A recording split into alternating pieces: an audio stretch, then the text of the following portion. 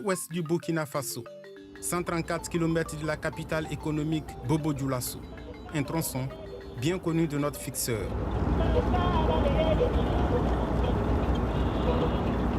Deux heures de route en moyenne, aux portes du pays Sénoufo du Faso, ce paysage pittoresque. Il n'a aucun secret pour ce natif de la localité.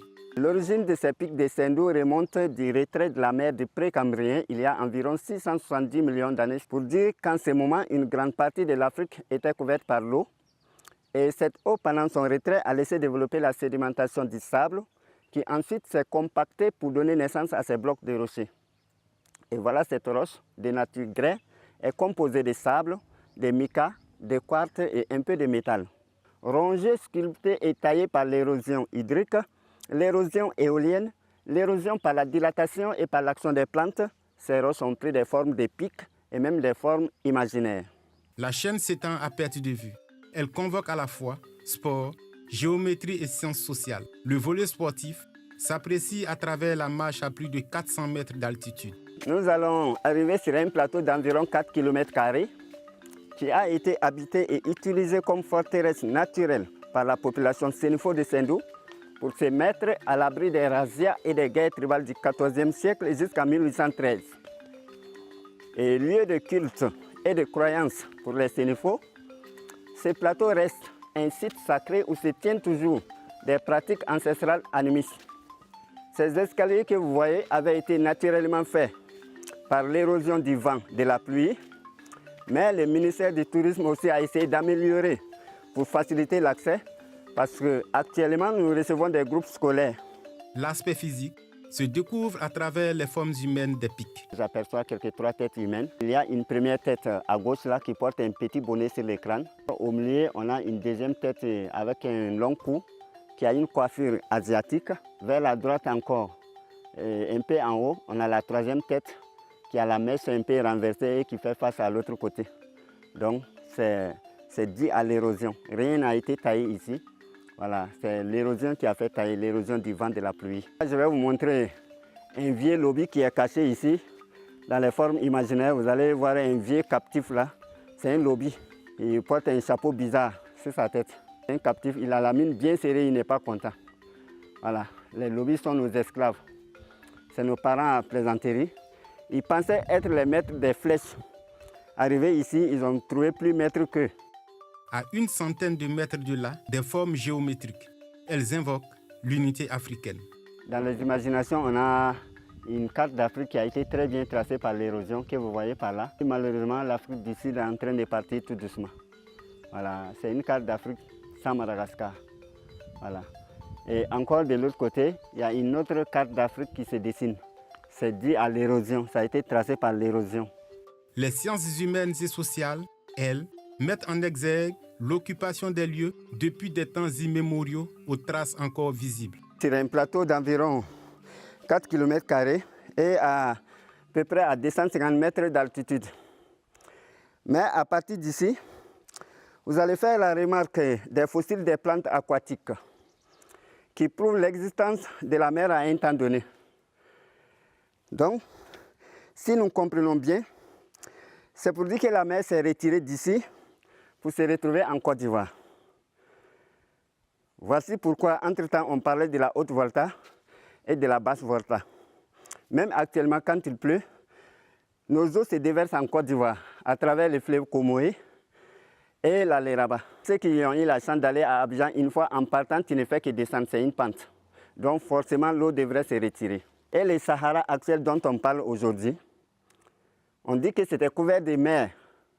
D'après les géologues, c'était couvert de mer, c'est pourquoi il y a beaucoup de sable. Donc ça veut dire qu'ici, c'était le fin fond. Quand Sendou se découvre, c'est l'histoire du royaume du Congo et surtout les attaques de Samori Touré, l'un des plus grands résistants africains à la conquête coloniale à la fin du 19e siècle qui se dénude. Étant en classe de CM2, j'aurais appris que tous les Ouattara sont venus de Kong en Côte d'Ivoire. C'est vrai, mais quelque part, il faut comprendre que avant Kong, l'origine des Ouattara, il faut voir le grand Kénédougou de Teba Ouattara d'abord, dans les grands Mandingues.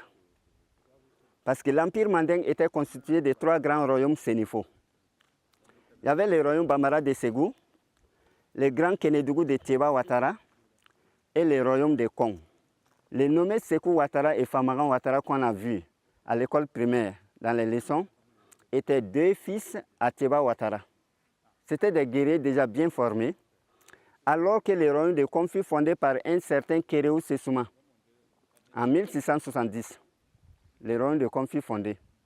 D'ailleurs, même c'est le tout premier royaume du territoire ivoirien. Et après la victoire de Soundiata Keïta sur Soumangourou Kanté, la Guinée-Conakry même faisait partie de l'Empire mandingue. Les gens quittaient Ségou, suivaient la chaîne des montagnes tout doucement pour arriver jusqu'à Kong. Puisque la chaîne des montagnes était leur repère. En son temps, c'était de la troque.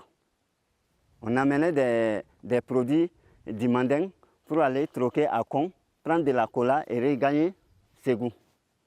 Autre fait historique dont Sendou porte le trésor, l'Empire mandingue. Fruit de ce passé historique, le tournage du film qui retrace la vie de l'empereur Soundiata Keïta.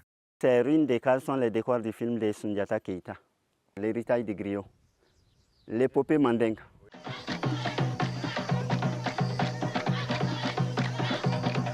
Après le film, on devrait tout ramasser, mais on leur a dit de laisser quand même comme souvenir. Parce que dans ce film, on avait essayé de représenter un peu la culture sénifo. Bien avant, en pays sénifo, les cases carrées ou rectangulaires étaient réservées uniquement aux hommes. Pendant que les cases rondes étaient destinées aux femmes, car les cases rondes donnaient les signes de fécondité, la rondeur. Donc une femme n'avait jamais le droit de rester dans une case carrée ou rectangulaire. C'était un tabou. Il fallait rester toujours dans la case ronde pour pouvoir faire beaucoup d'enfants parce qu'ils ne connaissaient pas l'argent liquide. L'enfant était la richesse. Les pics de Sendou, c'est aussi et surtout une réserve naturelle avec plusieurs espèces végétales et animales. Sur notre route, un varan se sauve. Pas de quoi ébranler le guide. Le varan n'est pas agressif, c'est un peureux. Non, il n'aime pas de bruit. Quand il te voit venir, seulement c'est la fuite. À proximité, un nid d'oiseau tombé d'un cactus d'où il était perché. Une plante au secret militaire multiséculaire. Ces plantes épineuses que vous voyez, à ne pas toucher. Parce qu'elle est très toxique, très vénéneuse. Paraît-il que nos anciens se servaient de ces plantes pour faire des flèches de guerre, des flèches empoisonnées. Et une fois touché par ces flèches qui ne tuaient pas directement, mais ça paralysait. Tu t'endormais d'ailleurs. Et au réveil, tu vas te retrouver les mains bien ligotées pour dire que tu es devenu captif, prisonnier de guerre. Et le nom scientifique de la plante, c'est l'Euphorbia elemandria. Et nous, les sénifos, nous l'appelons le poison des babouins. On peut bien les éviter puisque c'est des plantes qui ne poussent que sur les roches, ils ne poussent jamais sur la terre ferme. Pourtant, elle est très laiteuse. Une fois blessée, la sève commence à couler comme du lait. Et c'est cette sève-là qu'on recueillait. Sûrement que les anciens aussi mélangeaient d'autres ingrédients nécessaires pour renforcer, empoisonner les flèches avec. Cap sur la sortie nord, elle donne une vue de l'ancien Sendou, localité au nom chargé d'enseignement. Ceux de Sendou étaient ici, ils ont habité ici environ 3 siècles avant de descendre dans la plaine actuelle.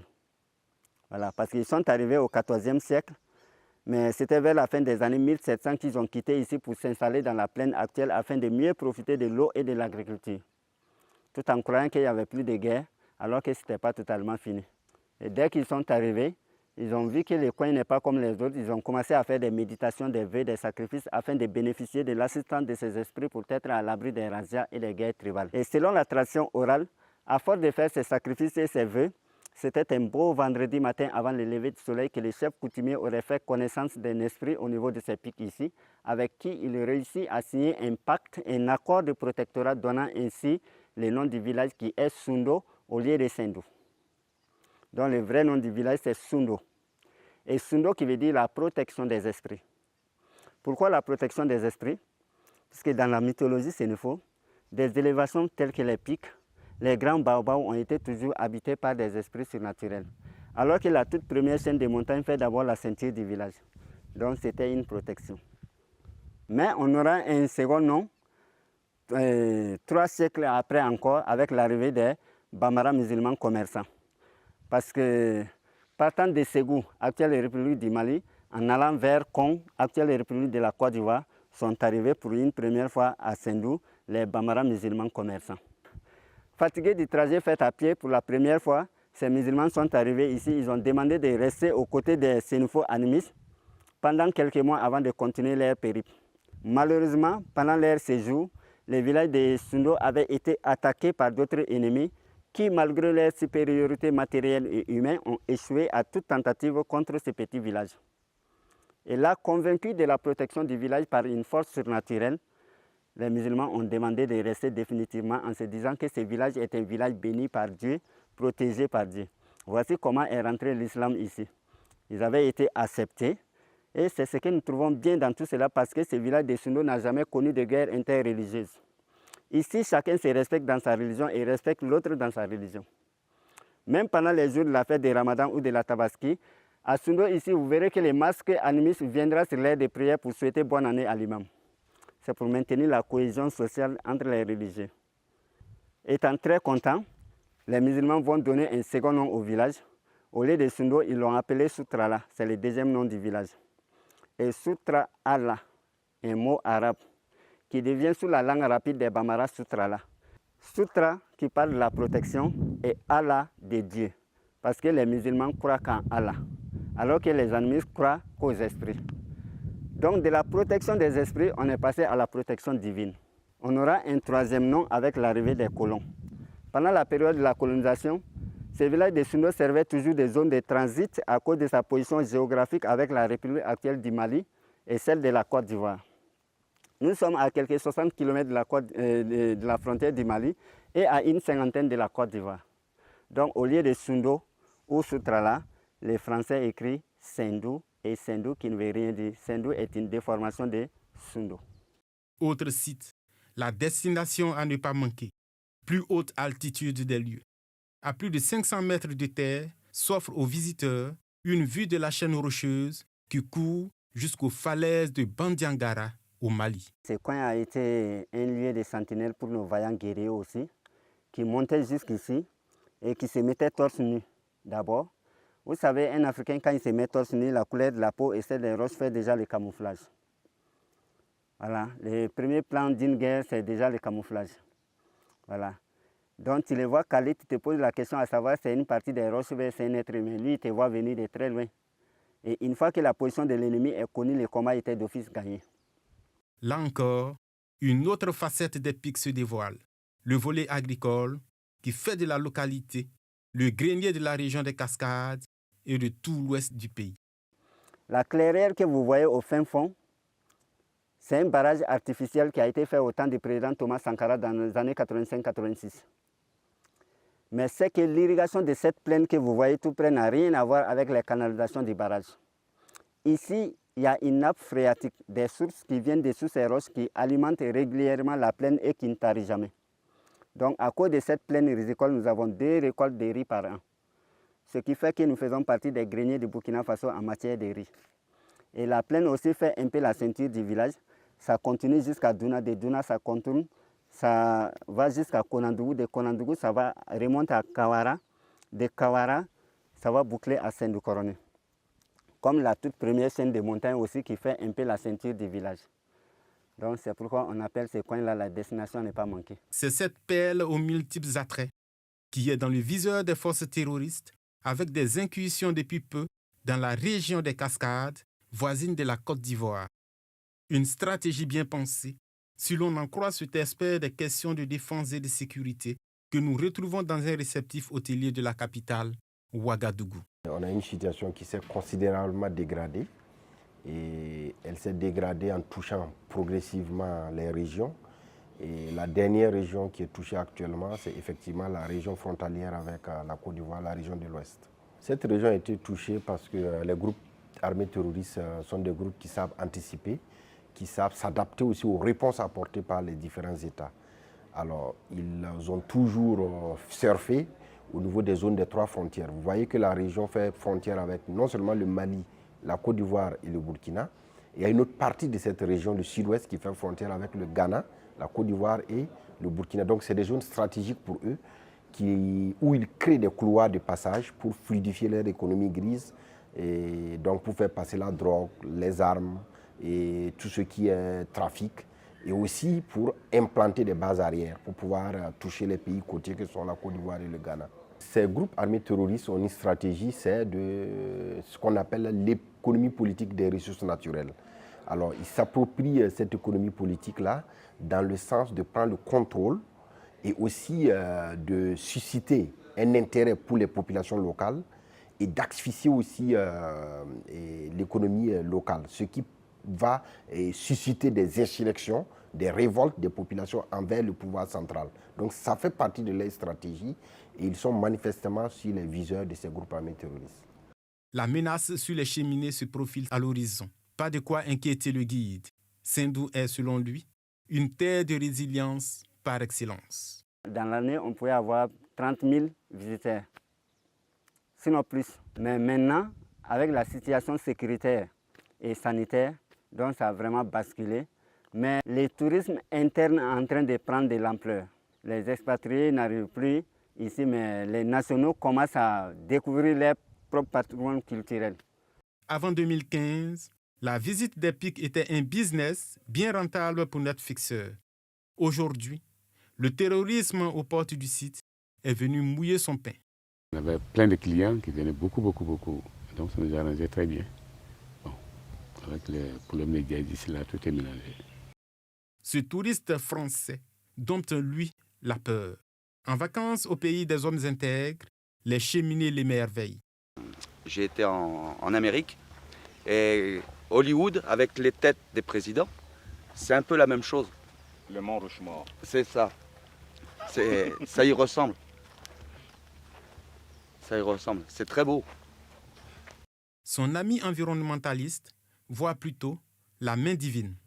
C'est vrai, on dit que c'est l'érosion qui a provoqué ça, qui a sculpté ces roches-là telles quelles. Mais j'y crois pas beaucoup. Hein. La terre, c'est Dieu qui l'a fait, afin que l'on puisse voir sa toute-puissance, que l'on puisse être en harmonie avec le cosmos, pour nous rappeler que nous sommes juste un micro dans le macro. Le ministère de la Culture bataille pour faire de Sendou l'une des destinations les plus visitées du pays. C'est vrai que l'île terroriste est en train de, en tout cas, saper le moral des populations, mais ça ne doit pas nous confiner. Nous devons toujours chercher à sortir de là où nous sommes, nous devons toujours chercher à découvrir. Dans cette dynamique, un plaidoyer inscrit les pics au patrimoine immatériel de l'UNESCO. Même plaidoyer à environ 50 km de là, en Côte d'Ivoire, de l'autre côté de la frontière, route Ouangolodougou-Pogo. À mi-chemin, en plein septentrion du voisin ivoirien, cette piste est récemment reprofilée. Elle mène à Sordi, capitale du florissant empire du pays Sénoufo-Tchébala du XVIIe au XIXe siècle. Un lieu historique qui pleure dans l'indifférence, sa renommée perdue, au désarroi de l'actuelle chefferie. Avant le temps de la colonisation, Sordi était une très grande puissance qui tendait sur le nord jusqu'à une limite artificielle avec le Burkina actuel qu'on appelle Bagbé. Ça partait jusqu'à ce niveau. Et Sordi faisait frontière jusqu'avec le royaume de Kénédougou, c'est-à-dire à Sikasso. Voilà, sur ce côté. Et en allant maintenant vers le sud, Sordi faisait frontière avec le peuple Nyarafolo. Tous ceux qui arrivent ont dit vraiment ça c'est une vraie richesse et puis c'est authentique. Mais jusqu'à présent, la localité n'a pas bénéficié de quelque chose où on peut dire c'est grâce à toute la richesse culturelle qui se retrouve à Sordi que Sordi a bénéficié. Curiosité architecturale de l'ancien Soudan, les murailles, construites de 1883 à 1885 par des captifs lors des guerres de conquête de territoire, sont bien connues de ce fils du pays Tchébala, dont le nom tire son origine du malinké Tiébaga, ou envoyé, attribué à Nanguin Soro, pionnier de la migration des Sénoufos à partir de Kong. Ici, c'est la première clôture, c'était le cordon sécuritaire. Donc, à partir de là, les soldats étaient à l'intérieur de cette clôture. Et à travers ce mur, les ancêtres avaient trouvé l'ingénieuse idée de placer des trous. Et à partir de ces trous, les gardes qui étaient à l'intérieur des murailles parvenait déjà à cibler l'ennemi venu de loin. Vous voyez que c'est un peu comme sur une côte. À l'époque des fusils, on pouvait déjà tirer sur l'ennemi de loin. Ça fait que tous ceux qui venaient ici, qui voulaient s'attaquer à Sordi, malheureusement ne parvenaient pas à attaquer le village parce que depuis là déjà le village était sécurisé. Rempart sur 41 hectares contre l'invasion des empires voisins, dont ceux du Wassoulou, de l'empereur Samori Touré et du Kénédougou de Babemba avec pour capitale Sikasso, les murailles ceinturent à 3 niveaux, le village cofondé par 3 chefs guerriers venus de Kong après l'attaque de Samori Touré. À l'intérieur de ces clôtures, entre les écartements des différentes clôtures, il y avait les champs. Et juste après, normalement, cette clôture, on va arriver à la deuxième.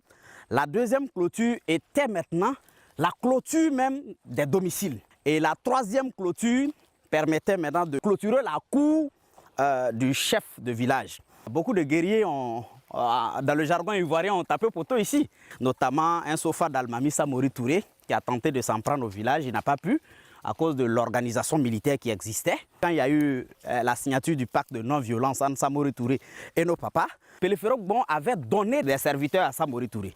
Donc c'est cette équipe militaire que Samori Touré a envoyé à 2 fois venir attaquer Sordi parce qu'il s'est dit que lui-même naturellement il ne peut pas. Mais si c'est en nous, c'est nouveau, on aura la solution véritablement pour vraiment finir avec cette question. Ils sont venus 2 fois, ça n'a pas marché. Il a fallu qu'il se crée d'abord une division interne même entre les populations de Sordi, une division de succession au pouvoir.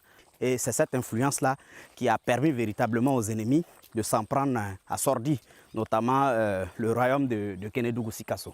À l'arrière, une autre histoire à conter et à raconter.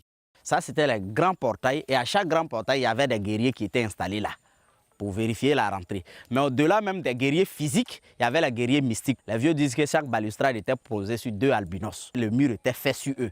Mais ce sacrifice-là permettait au fait, quand tu venais et que tu étais de mauvaises intentions et que tu venais t'attaquer au village, dès que tu dépassais le seuil de la rentrée, tes pouvoirs mystiques s'échappaient. Donc c'est pour dire à tous les guerriers Koyara qui vont s'en prendre, traverser ces genres de portes-là, finalement leurs pouvoirs sont finis. Donc on t'attrape comme un petit poulet et puis vraiment on te mange facilement, quoi. Cap maintenant sur le 2e niveau de protection. Au milieu, ce site. Et sur les 41 hectares, ça c'est la plus grande. Donc la taille mesure environ entre 4 et 6 mètres. Voilà, mais la plus grande atteint les 6 mètres. Quand tu arrivais à dépasser ça, tu pensais que tu avais fini le problème. Mais quand tu franchissais ce seuil-là, tu tombais encore sur une 2e clôture. Ça, on appelait ça le cordon sécuritaire. La 2e clôture maintenant, ça faisait la clôture des domiciles. Et à l'intérieur de cet espace-là aussi, il y avait notre école d'éducation, c'est-à-dire le bois sacré. Ça, c'est la base du peuple sénoufo. C'est là qu'on partait former nos plus jeunes pour qu'ils deviennent des vrais garçons. Pas des fainéants comme les Odjeneka, les Koyara et les Yakuba et autres. Au pied de la seconde ceinture, l'état de dégradation avancée est palpable. Aujourd'hui, vous voyez que ça est dans un état de délabrement très avancé. C'est dû à des arbres qui ont poussé autour et puis les racines sont en train de provoquer sa destruction. Si le temps a fait son effet et a fini par avoir raison de certains pans du premier niveau, les piliers, eux, se tiennent encore fermement debout. Chaque année, les vieux disent « cette année-là, ça va tomber, cette année, ça va tomber », mais ça ne tombe pas. Mouvement maintenant aux portes de la cour royale. Là, un seul tracé à peine visible. C'est cette clôture-là qui faisait le tour de la chefferie. C'est à l'enceinte de ça que se trouvait le chef et sa famille. Cette ceinture, au dire du natif de Sordi, était stratégique. Quand les gens disent avant de tuer tant, il faut passer par moi d'abord. Au fait, de façon traditionnelle, c'est nous on le faisait bien. C'est comme si tout le village disait bon, il faut finir de nous tuer tous d'abord avant d'arriver à notre leader. Donc au sein de cette clôture aussi, bien vrai qu'il y avait la famille, mais aussi il y avait des gardes. À l'intérieur, un caveau, lieu de repos éternel des fondateurs de Sordi et de ceux qui les ont succédés au trône. Ça, c'est la tombe du fondateur lui-même, le chef du village, Tchewal Pié, Ouattara Pié, ou bien Ouattara Tchewal Pié, c'est le même nom, qui était parvenu à rendre en tout cas Sordi invincible. Village forteresse, Sordi est un voyage dans l'univers des guerres de conquête dans l'ancien Soudan et la boucle du Niger, mais aussi dans l'organisation culturelle et sécuritaire des Sénoufo Tchébala, un peuple qui y pratique toujours le poro, rite initiatique Sénoufo. Sordi, c'est toute une école, Sordi, c'est une richesse culturelle, Sordi, c'est une histoire, Sordi, c'est une incarnation, Sordi, c'est la transmission des valeurs d'un vrai peuple sénoufo, d'un peuple qui est resté digne, d'un peuple qui est resté fort même dans les moments les plus difficiles. Sordi, c'est tout. Sordi, c'est la valeur du peuple Tiebara. 18h, le soleil décline et sonne le retrait de Sordi. Un village couché sur sa renommée séculaire que les habitants caressent l'espoir de voir à nouveau briller des mille feux. Sur la route, un plaidoyer. L'inscription du site au patrimoine mondial de l'UNESCO. Une cause commune, chère au cœur de la localité aux multiples cheminées en forme de pic et de Sordi, avec ses mystiques murailles qui résistent à un effondrement total. Un dessein que refusent les Tchébala, aujourd'hui disséminés dans les zones géographiques ivoiriennes de Korogo, Bundiali, Diawala et Niélé.